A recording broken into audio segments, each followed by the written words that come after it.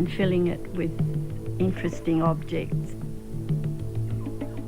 My collections I like sharing with people, so I open the house and let people look at the collections that I've got.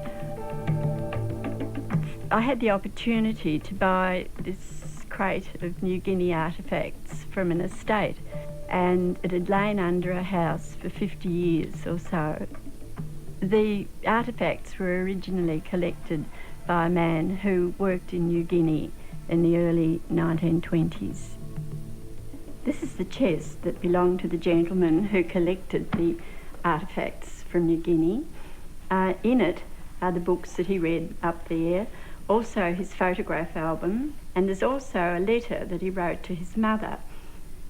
And part of it says, "I have been speaking to a native who was wearing a human jawbone on his arm for purposes of adornment. He maintains that it keeps away sickness from him, and God knows it probably does. We can't say whether it does or not."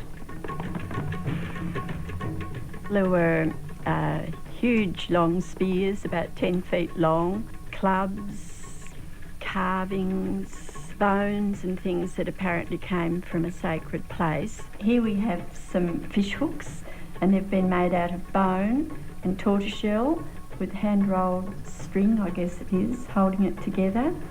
And then there's another bone that I think I've seen the men with them through their nose, which wouldn't be very comfortable.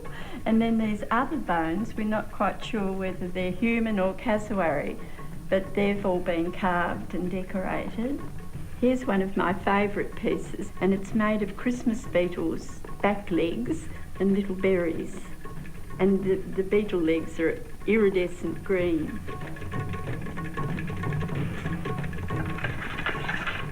There's a walking stick here made of a bamboo root. It's a little bird of some sort. And these are Stone Age tools, stone tools. And these armbands the young men and the boys wear, and they often tuck a sprig of greenery from a tree in it, and they look very handsome with those. There's a map where he collected, and it's of Bougainville, New Ireland, New Britain, and this is also where I went in the eye of the wind about 20 years ago and collected more of the artefacts.